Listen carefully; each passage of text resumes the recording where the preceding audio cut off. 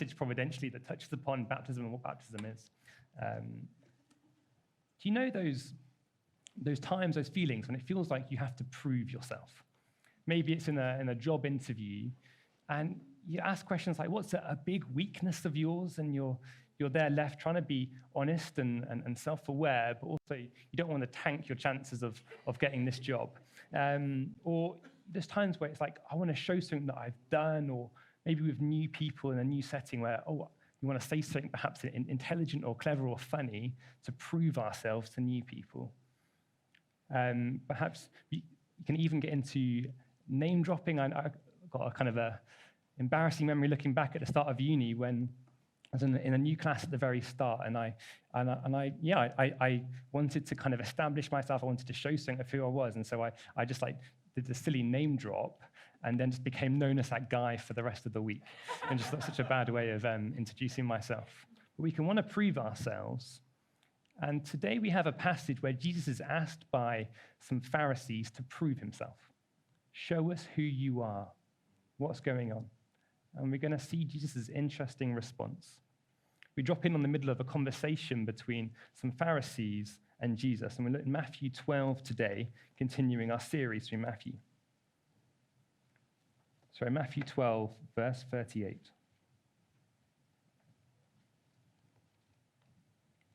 Then some of the scribes and Pharisees answered him, saying, Teacher, we wish to see a sign from you. But he answered them, An evil and adulterous generation seeks for a sign, but no sign will be given to it except the sign of the prophet Jonah. For just as Jonah was 3 days and 3 nights in the belly of the great fish, so will the Son of Man be 3 days and 3 nights in the heart of the earth. Prove yourself. That's what the Pharisees say. That's their instruction for Jesus at the start of our passage this morning. They want a sign. They want a big heavenly sign that proves to them once and for all who Jesus is. We're talking fire coming down from heaven, seas being split into Old Testament stuff. This is what they want, a big, immediate, dramatic sign to prove to them. But haven't they had enough proof? Haven't they had enough evidence? Just before this, we've had Jesus heal 2 blind men. Then there was a man with a withered arm, and Jesus healed that. And just at the start of this conversation, there was a demon-possessed man, and that demon was causing him to be blind and mute. And Jesus casts out this demon, healing the man. And that's at the very start of this conversation. That man is probably still there at the side watching this conversation go on. I wonder, maybe slightly awkwardly, like, do I count this as a sign?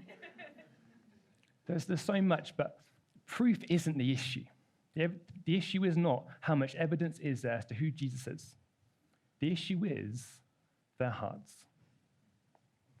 Jesus says just before this, in the same conversation, that out of the overflow of our hearts, our mouths speak. What we say reveals the condition of our hearts. What the Pharisees say here proves to us and to Jesus what's going on in their hearts, in the Pharisees' hearts. Jesus, cardiologist in chief, says that they are evil and adulterous. Why evil and adulterous? Evil because they're currently plotting to kill and destroy Jesus, and Jesus knows that. And adulterous, they are spiritually adulterous. God has come in the flesh and is standing before them, and they are refusing him. Because God is not on the throne of their lives. They are themselves. Their desires, their ego, their hunger for the praise of men. That's what they're after.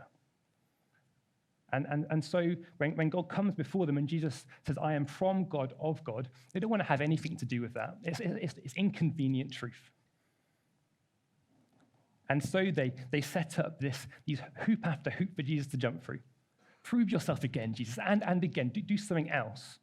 Because as long as we can keep on putting different hoops for you to jump through, I can keep on living my life how I want to. So they say, prove to us again who you are. It's a delaying tactic. The issue is not the proof. The issue is their hearts. Their hard hearts, not porous to the truth of who Jesus is. We can often think, can't we, if only I was there at the time of the Gospels. If only I saw with my own two eyes Jesus heal someone of their blindness. Then I would find it so easy to believe. But the Bible is telling us that no, that many people saw Jesus do mighty works and still couldn't believe. Because the issue isn't our hearts. The issue isn't the evidence. The issue is our hearts. Hearts hardened against who God is. And it requires God in grace to work. And hallelujah, in us, he has shown us who he is. All of us, like the Pharisees, hearts hardened against God until God worked in us. So the Pharisees asked for a sign. And now perhaps people in the crowd nearby are wondering what Jesus will do next. Will he multiply some food? Will he heal someone else? What will he say? And then Jesus says, you'll have the sign of Jonah. What? That Old Testament prophet? Why are you raising him up? We want to see something dramatic and immediate. But Jesus says they will see the sign of Jonah. He rejects their request for an immediate and dramatic sign. He says they will see a sign, and it'll be the sign of Jonah. He says this, no sign will be given to it except the sign of the prophet Jonah. For just as Jonah was 3 days and 3 nights in the belly of the great fish, so will the Son of Man be 3 days and 3 nights in the heart of the earth. He says there'll be a sign to come, an ultimate demonstration of who he is. And this is the sign of Jonah. What's the sign of Jonah? Well, Jonah was a prophet in the Old Testament. He was sent to a people, the Ninevites. And the Ninevites were the enemy of Jonah's people, Israel. The Ninevites were known as a harsh, cruel people, kind of akin to maybe modern-day ISIS and some of their activities. And so Jonah doesn't want to go to Nineveh because he knows if he goes to Nineveh, his God might have mercy on them, and he wants God to have judgment on them. So he goes a different way. He gets on a boat and he flees away. And as he's on this boat, fleeing from God, this storm comes. And the sailors on the boat, well, they think they're all about to die.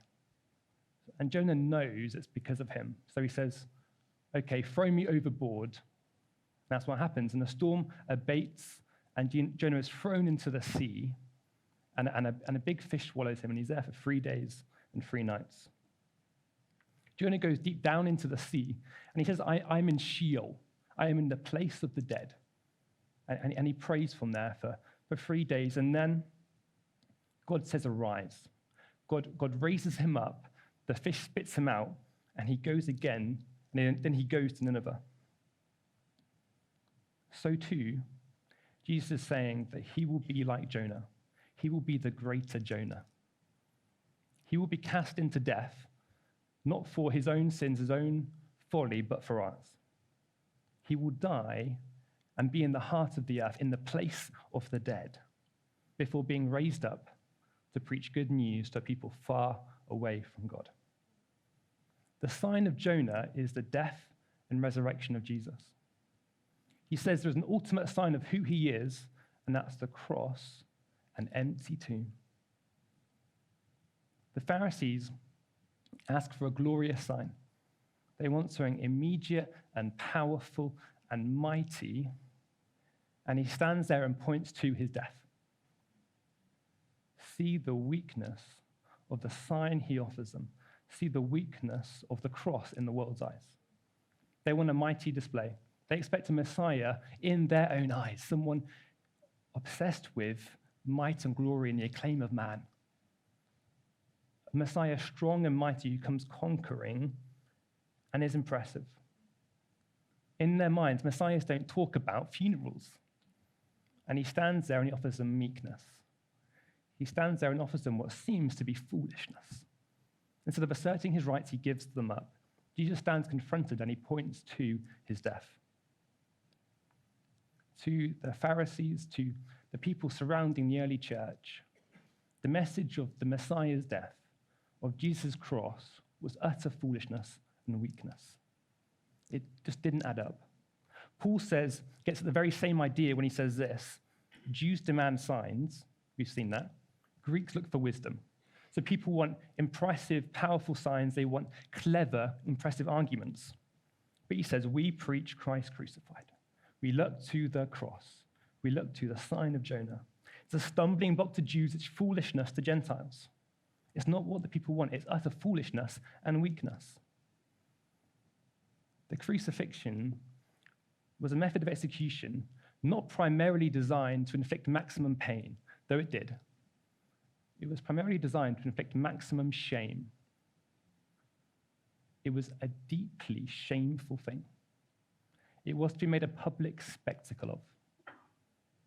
Roman polite society hated to even hear the word cross. You just wouldn't say it out loud.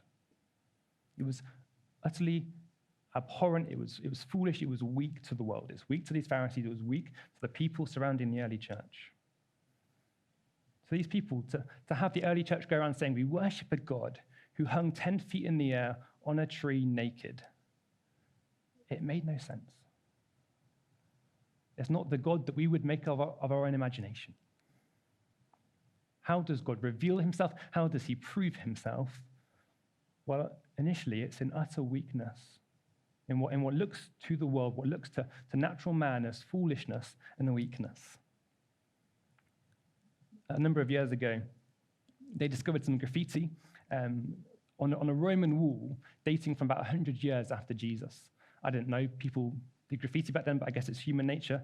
And this graffiti on this Roman wall is of a cross.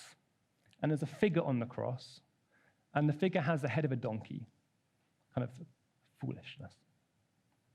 And there's a man kind of carved in on this graffiti at the bottom, worshipping the man on the cross. And then the text says, kind of the inscription alongside it says, Alexamenos, Alex, worships his God. Alexamenos worships his God. This graffiti artist is making a joke of this Alexamenos. Look at how foolish he is. He worships a God who came and died. And so as the early church went around preaching this message, that God had come in the flesh and died for his people, it cut across the wisdom of the world. And while we're fairly sanitized to the image of the cross today, we see it everywhere, whilst the message of the cross has changed our society, it still is very much cuts across how we naturally think. Take, for example, atheist Richard Dawkins, who accidentally preaches the gospel when he writes this, that the creator of the universe, the God who devised the laws of physics, the laws of mathematics, physical constraints, that this genius of mathematics and physical science could not think of a better way to rid the world of sin than to come to this little speck of cosmic dust and have himself tortured and executed so that he could forgive. Richard Dawkins is saying that this isn't true because it's not clever and it's not powerful. So it can't be true. Meet Jesus, who chose what is weak in the eyes of the world to save, to shame the wise. If the Christian life looks to you like obscurity and like weakness, my friends, look at the one whom we are following. A God who uses the weak things of the world to shame the wise. We take up our cross and follow Jesus. Peter writes that Christ suffered as an example for us, and we go after him, in whom steps we follow. And the word for example is the word for a wooden block that you would give to a child, and you would carve in a letter. And then the child learning how to write could put their writing implement and they could trace out the exact inscription, the carving in the wood, learning how to write. That Christ is our example in his suffering. It is not weakness and foolishness in the eyes of the world for him, but then glory for us now. Health and wealth and prosperity for us now. No, we go the same way as him. The world will not understand the message of the cross by its own metrics. He is our example. And it looks to the world like going low, like weakness, like meekness. And that's how God has made it. But in this path of weakness, of giving up our rights, it's also the path of life, of joy, of what the world really wants. There is freedom and life here. So we do these things that feel weak. We come together, we meet together. I often think a home group as we gather together over some food and read the Bible. It's so simple. How does this change anything? But trust that God uses these simple things for such wonderful effects, that there is power here. Doesn't prayer often feel like weakness? But it is the weak things of the world that God chooses. Perhaps if you have children and you parent day after day, it could feel perhaps monotonous or unseen. We are faithful in small things that no one ever sees. But this is how God has made the Christian life. Who came not to be served, but to serve. Jesus points to the sign of Jonah, his cross and empty tomb. And whilst it is weakness to the world, whilst it is folly to the Pharisees and to the world around the early church, it is also the power of God on display. Paul says that to the world, the cross is mere weakness and foolishness. But he says, but for us who are called, it is the power of God and the wisdom of God. The place that looked like his greatest defeat, like weakness, was actually his greatest victory. What looked like his defeat by evil was his defeat over evil, his crushing of the evil one. The one who seemed to be the victim, actually the victor. Jesus defeated sin and death. The Bible says he put them to open shame. He conquered over them. Jesus points to his victory. And at the cross, we see what God is like. The sign of Jonah reveals who he is. He does point to something that shows who he is. And in what looks like folly and shame to the world, we see the glory of God. The cross is the declaration that God is holy and just. There is no injustice in him. He deals with every ounce of sin. And the cross is the declaration that God is loving. That in his great love, he has chosen to have mercy on us. And so at the cross, he takes the punishment, the penalty himself. The cross declares God to be both just and the justifier of us who believe. At the cross, his justice is displayed in harmony with his loving reconciliation of us. The cross does not show us our own goodness or our own glory, no more than a patient leaving an operating theatre wakes up and boasts in their own ability at being healed. No, the cross points to his goodness and his glory. The cross is about God. There is no greater evidence, there's no greater sign of his reign and glory. To people asking for a sign, asking for proof of all the things they would see, there would be no greater sign than the Son of Man hung on the tree. It is the ultimate sign of who he is. In his humiliation, he is exalted and enthroned as king. God shows himself to us through his works in history, and we see his nature on this Roman cross. The king has come. And so the Christian life, it centers around the cross. It is built upon it. The cross we remember and act out in baptism, as we've seen. The people of God have always gone through waters symbolizing death and judgment into new life. The sea often symbolizes death and judgment. So you've got Noah passes through waters of death and judgment into life. The people in the Exodus, they pass through waters of death and judgment for the Egyptians into new life. For Jonah, he goes down deep into waters he describes as death, but is brought into new life. And Sam and Stu J, they pass through the waters, united with Christ in his death, but into new life. All because at the cross, Jesus died. All because he drowned under the waters of God's judgment at the cross and then came through into new life. It's all about the cross. Our lives are built on the cross. It's something we didn't deserve, we could not earn, entirely passive in. Lots of times a day we can feel like we are asked to prove ourselves. Put on the spot, asked for a shine to show our own glory, perhaps by bosses at work or family members with family pressure. We can be asked to show our worth. And in that moment we can choose. We can either look inside of us and try and produce something that establishes our own glory, something we've done, something we could say, or we can die to ourselves and boast in the cross alone. remove ourselves from the center of our lives and focus on him where life is found. We can look to Jesus and the cross and know freedom from the demands of the world to live a certain life, to strive for glory and impressiveness. We aren't to be satisfied with great thoughts of ourselves, but great thoughts of what is truly good, of knowing the glory of God in Christ. My friends, have you seen the cross? Have you really seen it? Have you seen the judgment your sin deserved there? Have you seen God settling up accounts with you in his Son there? All your sin paid for there. Have you seen how he purchased you? Have you seen how he broke the sting of death from you? Have you seen how he won for you every good thing, namely himself? Have you seen the Father's love for you there? Not loving you because of the cross, but eternally decreeing the cross because of his love for you. Have you seen the love of the Son for you there, with joy going to redeem a people for himself? And it is with love and joy that the Spirit reveals to us the wonder of what God's done at the cross.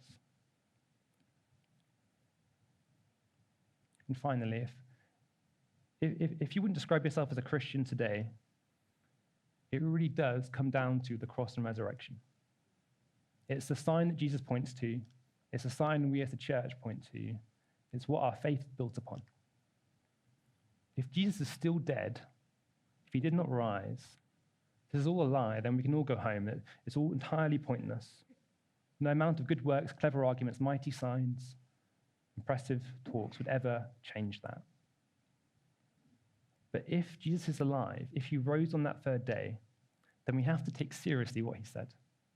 If he rose, the whole world is different. And you may have many questions and objections about what the church is, about what we believe. And that's okay, but if the king is alive and the whole world is different, this is the question to consider when you consider Jesus and Christianity. The cross and the empty tomb. We don't need any other signs but the sign of Jonah.